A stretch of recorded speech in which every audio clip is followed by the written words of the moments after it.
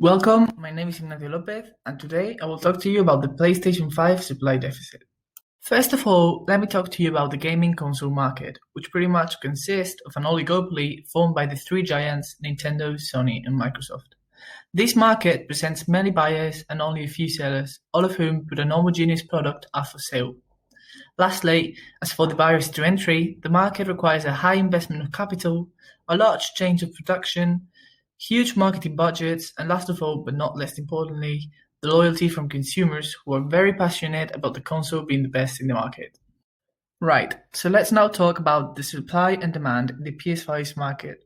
As you can see in the graph, Sony reached the maximum capacity of production and set a price of $399, which sits below the equilibrium price, which was around $800 last November. This leaves the market with a surplus in demand, and that means that a lot of potential consumers are unable to purchase their own console. On the other side, resellers are the true winners of this situation, since they are almost doubling their investment by selling second-hand PS5s at twice the retail price.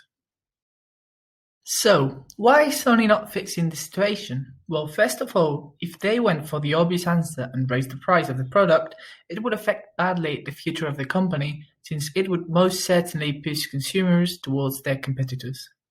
Secondly, Sony are still making money and selling all of the stock instantly, so I can see why they wouldn't be in a rush to fix anything.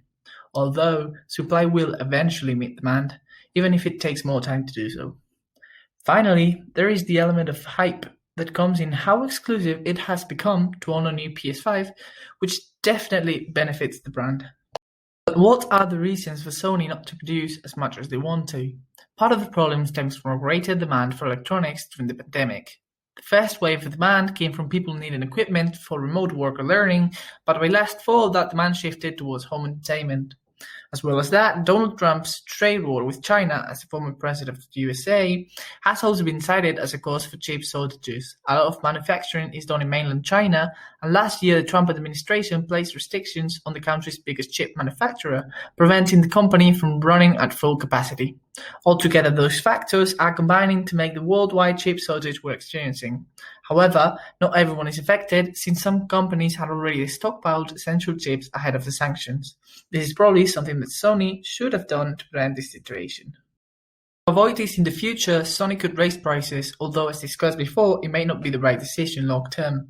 On the other hand, they could produce more, which for the moment seems impossible as a consequence of the chip shortage. And lastly, Sony could invest in better tech to prevent mass purchases, for example bot detections, IP addresses, payment methods, etc.